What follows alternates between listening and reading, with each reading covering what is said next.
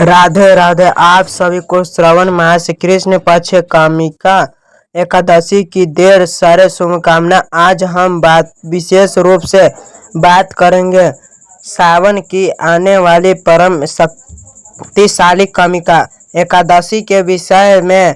शास्त्रों में इसकी क्या महिमा है, क्यों इसका व्रत करना चाहिए, कैसे इसका व्रत करना चाहिए और इस व्रत के साथ तुलसी के पत्ते का एक छोटा सा उपाय कैसा जुड़ा है, यही अब आज हम समझेंगे। एक तुलसी का पत्ता कैसे इस दिन एक बार सोने और 2 बार चांदी के बराबर पुण्य दे सकता है। भगवान श्री कृष्ण इसकी क्या विधि बताते हैं, कैसे इसका व्रत करना चाहिए, क्या फल प्राप्त होता है, क्यों करना चाहिए। सबसे पहले हम एकादशी को किसने किया, यह संपूर्ण शास्त्रीय जानकारी आज आपको बताए जाएंगे। फिर बताएंगे कि व्रत किस दिन करना है, मुहूर्त कब रहेगा, क्या शुभ समय रहेगा और मिलना कब करना है। तो आइए जानकारी आरंभ करते हैं।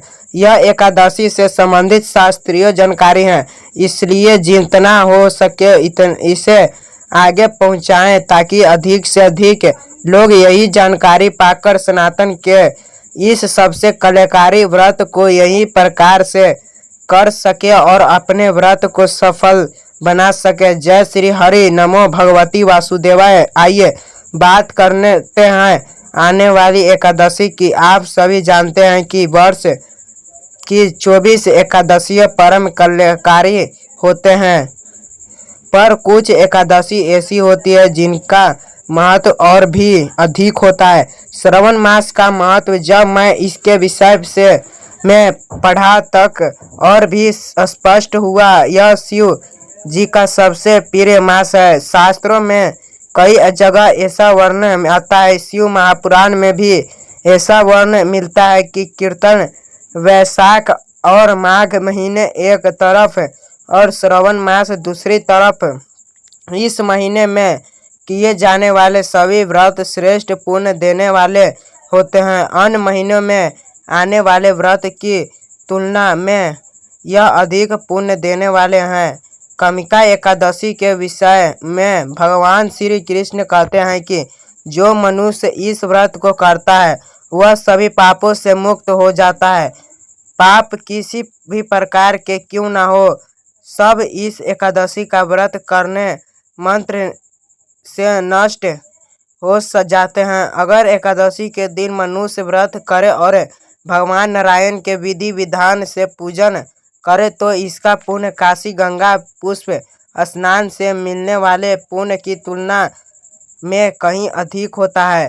केवल एकादशी के दिन भगवान नारायण का पूजन कर लेना मात्र से आपको उन पवित्र स्थानों में स्नान करने से जो पुण्य मिलता है उसकी तुलना में अधिक पुण्य प्राप्त हो जाता है। भगवान कृष्ण कहते हैं कि जो फल सूर्य और चंद्र ग्रहण के समय कुरुक्षेत्र और काशी में स्नान करने से मिलता है वह इस एकादशी के व्रत से भी कई गुना अधिक हो जाता है। बड़े बुजुर्ग से पूछिए, वे बताएंगे कि कुरुक्षेत्र में सूर्य ग्रहण के समय स्नान के लिए कितनी बड़ी भीड़ होती है। एक समय लोग सोचते थे कि कब सूर्य ग्रहण होगा और कब वे कुरुक्षेत्र या काशी जाएंगे, वहां गंगा स्नान करेंगे, क्योंकि पुराणों में इसकी महिमा बहुत अधिक बताई गई है।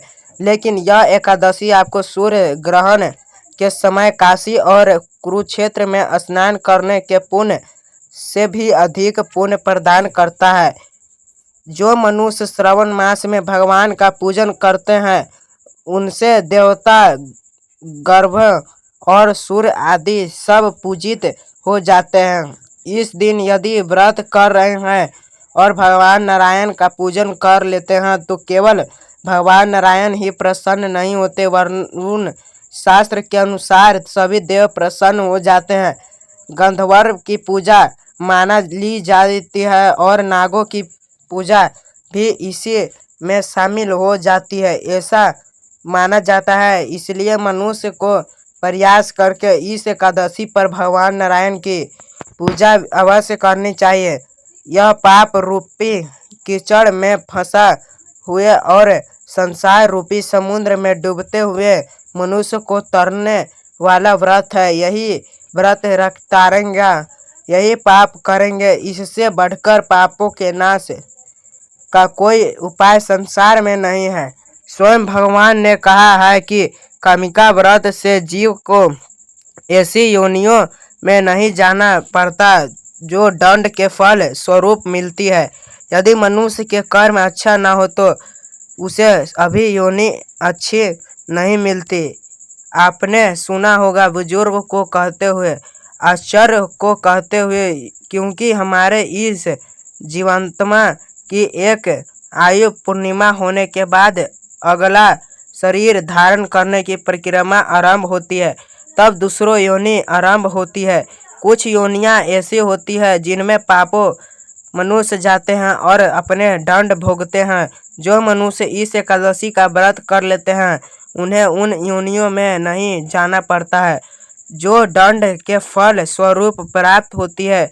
अब बात करते हैं कि उस एकादशी का व्रत हमें कैसे करना है, क्योंकि इस एकादशी में तुलसी का बहुत महत्व है। तुलसी के पत्ते का बड़ा महत्व है। तुलसी खींचने का बड़ा महत्व है। भगवान कृष्ण आगे क्या कहते हैं इसके विषय में जानकारी देता हूँ।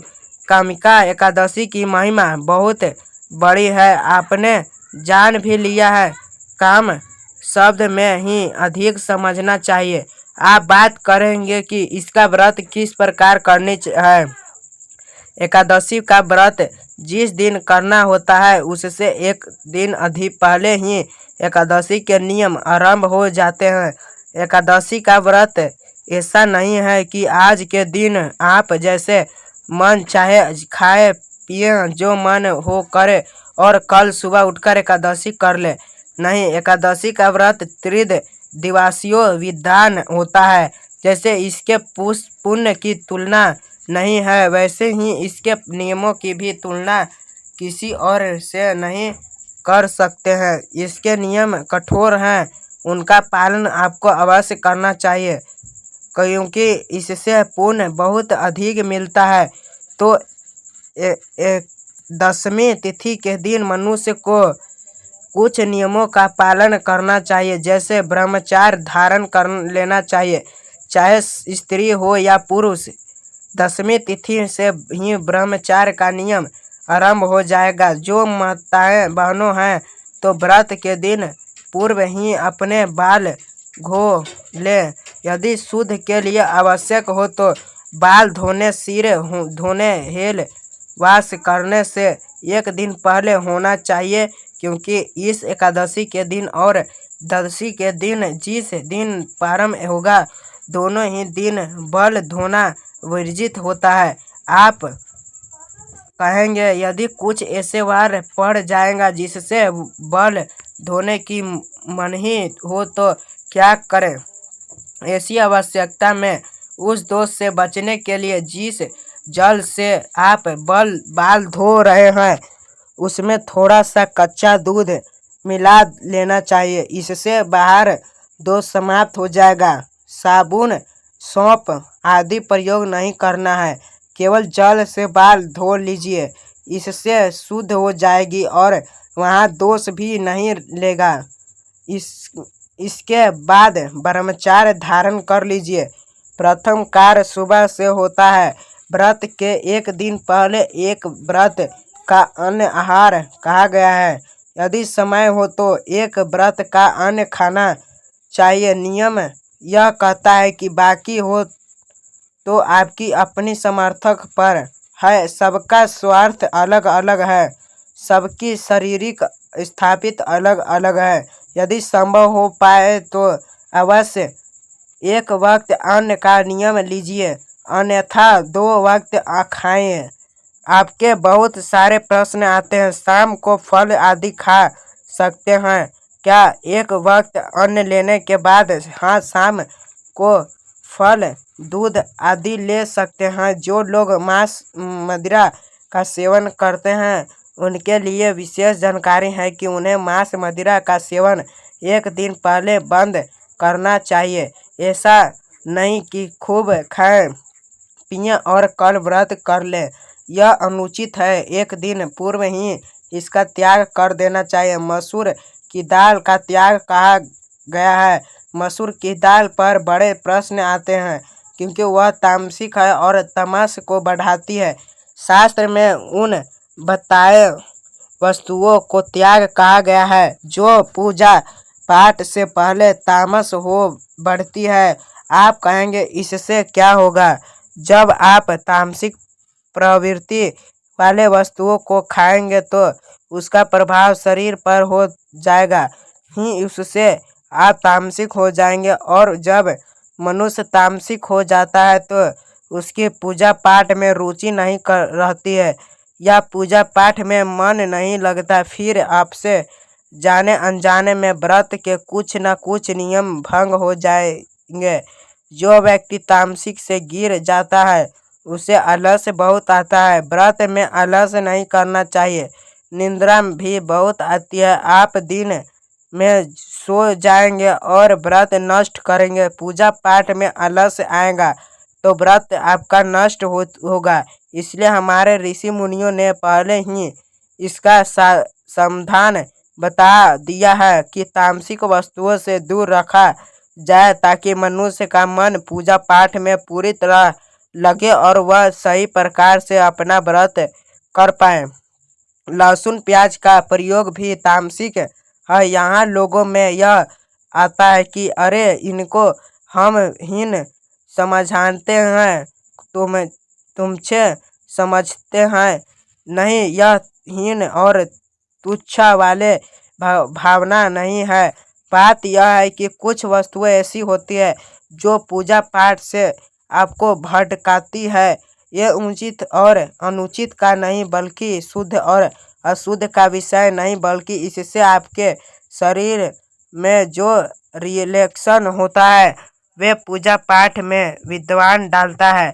इसलिए हम कहते हैं कि इनका सेवन पूजा पाठ के समय ना करें। ऐसा नहीं कि इन्हें खाया तो अशुद्धि हो गए, नहीं, इनका प्रभाव तामस को बढ़ाने वाले होता है। इसलिए शास्त्र में इनकी मानी की गई है। शुद्धि अशुद्धि से इसका सीधा संबंध नहीं है। हरि प्रदत्त सब्जियां तो श्रव इससे पूर्णतः प्रबंधित ही है। हमें खाना ही नहीं चाहिए। पूरे सावन में नहीं खाना चाहिए। चने का साग, बेसन की कट्ठी, चने का प्रयोग, यह सब वर्जित कहा गया है। श्रावण मास में कांसे के पात्र का प्रयोग नहीं करना चाहिए। कांसे की वस्तुओं उपयोग में नहीं लगनी चाहिए। ना भगवान को भोग लगाने के लिए, ना भोजन बनाने के लिए। पाग को करते हुए, धारण करते हुए शुद्धि बनाए रखे हुए दशमी का दिन व्यतीत कीजिए। एकादशी के दिन सुबह सूर्योदय से पहले अवश्य उठ जाएं। उठकर स्नान यदि कीजिए, सूर्योदय से पहले स्नान हो जाएगा तो सबसे अधिक कल्याणकारी रहेगा। इस दिन दंत धावन में भी ध्यान दीजिए। लोग क्या करते हैं कि टूथपेस्ट और मंजन का प्रयोग करते हैं, वह नहीं करना चाहिए क्योंकि मंजन में केमिकल, टूथपेस्ट में भी नमक या केमिकल कुछ न कुछ आता ही है और दोनों ही चीज़ों व्रत को खंडित करती है। तो क्या करें ऐसी अवस्था में? यदि आपके पास किसी पुष्प का पाउडर है जैसे गुलाब आदि का तो उसका प्रयोग कर सकते हैं। वृत्त वाला मंजन आपके पास यदि है तो उसका प्रयोग कीजिए, अन्यथा ऐसे ही उंगली से दांत साफ कर लीजिए। धातुओं का प्रयोग कर सकते हैं। लकड़ियों का प्रयोग टूथपेस्ट, मंजन सामान्य रूप से लेने वाले के लिए वर्जित कहा गया है। हम क्यों मन करते हैं यह आपको बता ही दिया गया है। स्नेह आदि से निवृत्त होकर स्वच्छ वस्त्र धारण करके भगवान सूर्यदेव को जल दीजिए। मेहनत तुलसी को जल दीजिए और तुलसी पूजा का इस एकादशी पर बहुत महत्व है। तुलसी माता को जल दे, उनका पूजन करें। तुलसी का पत्ता आपको आवश्यक राज भगवान को अर्पित करना है। पूजा विधि में मैं बताऊंगा कि कैसे अर्पित करना है, पर क्यों अर्पित करना है। इसके विषय में भगवान श्री कृष्ण कहते हैं कि जो मनुष्य इस एकादशी को भक्ति प्रवाक तुलसी दल भगवान को अर्पित करते हैं वे इस संसार में पापों से दूर ही रहते हैं। भगवान कृष्ण कहते हैं कि भगवान विष्णु रत्न मोती मणि और आभूषण से इतने प्रसन्न ही नहीं होते जितना अधिक इस दिन तुलसी दल से होता है। तुलसी दल पूजा का जो फल जो पुष्प शास्त्र में कहा गया है वह 4 बार चांदी और 1 भर स्वर्ण दान के बराबर है। अर्थात 1 बार सोना जब दान करते हैं उसमें से जो पुष्प मिलता है वह केवल एक तुलसी के पत्ते को भगवान को अर्पित करने से यह एक तुलसी के पत्ते से पूजन करने से मिल जाता है। 4 बार चांदी दान करने से जो पुष्प पुण्य मिलता है वह एक तुलसी दल से भगवान नारायण का पूजन करने से मिल जाता है। तो इस दिन आपने आवश्यक ही तुलसी से भगवान नारायण की पूजा करनी है। मैं विधि विधान बताऊंगा, पूजा विधि का क्रम आगे जाएंगे। अभी तो आरंभ हुआ है, यह कामिका एकादशी का पहला भाग है। आगे भी विधि विधान की ओर बताए जाएंगे क्योंकि एकादशी बड़े और महत्वपूर्ण है। इस दिन तुलसी खींचने की भी बहुत महिमा कही गई है। तो सभी सामग्री को एकत्र कीजिए। जो आपका पूजा स्थान है जहां बैठकर आप एकादशी की पूजा करते हैं उस स्थान की साफ सफाई कीजिए। सामग्री एकत्र कर लीजिए। सामग्री में क्या क्या चाहिए? भगवान नारायण का कोई चित्र हो, प्रतिमा हो या स्वरूप हो वह लीजिए। उनको स्थापित करने के लिए चौकी की आवश्यकता होगी। उस पर बिछाने के लिए, पूजा में अर्पित करने के लिए रोली, मौली, पान, सुपारी, लौंग, इलायची, धूप, दीप, नैवेद्य, इत्र, जनेऊ, पंचामृत सब तैयारी रखिए। पंचामृत के लिए कच्चा दूध, दही, घी, शक्कर और गंगाजल चाहिए। शहद का प्रयोग वर्जित है। एकादशी में दशमी तिथि को भी शहद का प्रयोग नहीं करना है और द्वादशी को भी शहद का प्रयोग नहीं करना है। यह सारी सामग्री एकत्रित कर लीजिए। 1 लोटा लीजिए तांबे का, उसमें पहले थोड़ा गंगाजल भरिए, फिर शुद्ध जल भरिए। जहाँ अपने पूजा करना है उस स्थान पर आसन लगाकर बैठ जाएगा। पूर्व दिशा की ओर मुख करके या उत्तर दिशा की ओर मुख करके पहले स्थान का शुद्धिकरण करेंगे, फिर सामग्री का शुद्धिकरण करेंगे, फिर भगवान की स्थापना करेंगे। स्थापना करके भगवान का पूजन करेंगे। पूजन करने के बाद कथा सुनिए। कथा के साथ श्री विष्णु सन समर्था नाम का श्रवण अवश्य कराना है। फिर आरती करनी है। इस प्रकार से कथा आदि सुनकर आरती करके नियम अनुसार दिन को व्यतीत कीजिए। साय काल को कीर्तन करें और रात्रि काल को जागृत करें। इस एकादशी पर जागरण की बहुत महिमा है।